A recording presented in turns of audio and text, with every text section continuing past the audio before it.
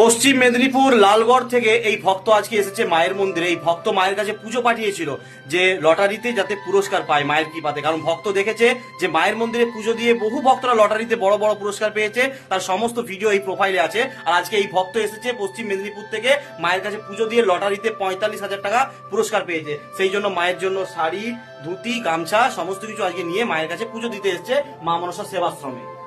প্রত্যেক শনিবার প্রত্যেক মঙ্গলবার মা মনসা দেবীর মহাপুজো হয়। আর এই মহাপুজোতে তুমি পুজো দিয়েছিলে? হ্যাঁ। আচ্ছা, পুজো জোরে বলো। পুজো দিয়ে লটারিতে 45,000 হয়েছে একবার, 1200 হয়েছে তিনবার, আর 600 হয়েছে একবার। আচ্ছা, 45,000 একবার হয়েছে, 1200 হয়েছে তিনবার, আর 600 হয়েছে একবার। মায়ের কাছে পুজো কি ফোনে ফোনে পাঠিয়েছিল তো? ফোনের মাধ্যমে পাঠিয়েছি। ফোন পের মাধ্যমে। কেমন লাগছে মায়ের মন্দির আজকে এসে? খুব ভালো, ভালো লাগছে? খুব ভালো। অনেকটা রাস্তা, কত রাস্তা? 150 কিলোমিটার। 150 কিলোমিটার। 150 কিলোমিটার রাস্তা এসে ভালো লাগছে তো? খুব ভালো লাগছে।